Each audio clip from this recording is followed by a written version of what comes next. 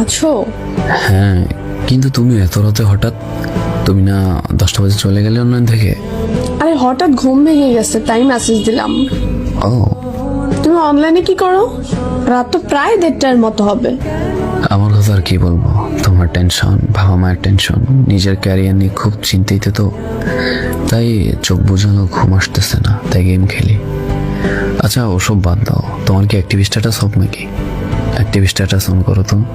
আরে আমার সেটিং এর সমস্যা আছে হয়তো, তাই এমন দেখায়। পাসওয়ার্ড দাও, ঠিক করে দিচ্ছি। পাসওয়ার্ড মনে নাই, বান্ধবীর সিম দিয়ে আইডি খোলা। আচ্ছা ভিডিও কল দাও, দেখাই দিই। আরে আজব, তুমি রাতের বেলা কি শুরু করছো? পাশে আম্মু আছে। এত রাতেও আম্মু পাশে? বাড়িতে মেহমান আসছে, তাই আম্মু রুমে আমি। আগামীকাল দেখো। তুমি তো সব সময় আগামীকাল আগামীকাল বলেই যাচ্ছ, আজ পর্যন্ত কি আমার কথার কোনো মূল্য দিছো? লং ডিস্টেন্স রিলেশনশিপ তো, তাই চাইলেও তোমার সব ধরতে পারি না। সন্দেহটা কারণ ছাড়া হয় না। প্লিজ রাতে অন্তত এইসব প্যারা দিয়া মাথায় খেও না, মুডটাই খারাপ হয়ে যায় তোমার সাথে মেসেজ করতে আসলে। আগে কথা না বললে ভালো লাগতো না, আর এখন নাকি বিরক্ত লাগে। আমি কারো শখের কিংবা মন ভালো হওয়ার কারণ নই, সেটা আমি জানি। ঘুমাই যাও, রাত জেগে থাকলে চোখের নিচে কালো হয়ে যাবে, সকালে মাথা ব্যথা করবে। আল্লাহ হাফেজ। মেয়ে মানুষের মন পূজা বড় দেয়, শুধু শুধু কারণেই রাগ করে চলে যাচ্ছে, কোনো রিজন নেই।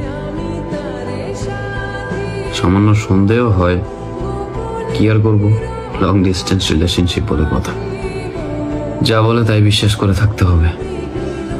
যাই, ঘুমায় যাই, সব থেকে টেনশন করে মাথাটা খারাপ করলাম।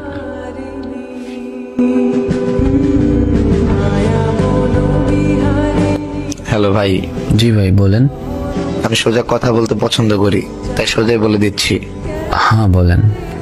গতকালকে আমি আমার গার্লফ্রেন্ডের মোবাইলে আপনার ছবি দেখছি। আপনার গার্লফ্রেন্ডকে? আপনার খালাতো বোন। আমার খালতো বোন নেই ভাই। তনু আপনার খালাতো বোন না? শালা আমার খালতো ভাই বানাই দিল। না না ভাইয়া, ও আমার খালতো বোন হইতে যাবে কেন?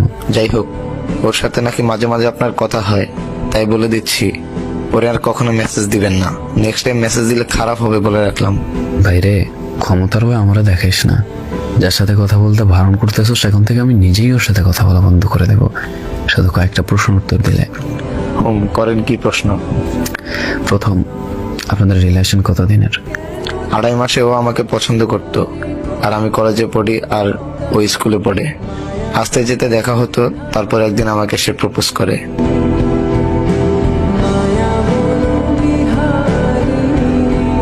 মাশাআল্লাহ।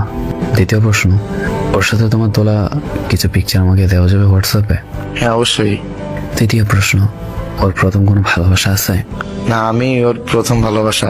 তবে শুনছি আপনি নাকি ওর পছন্দ করেন, তাই মাঝে মাঝে অনেক জ্বালাতন করেন, তাই রাগ হয়ে মেসেজ দিলাম।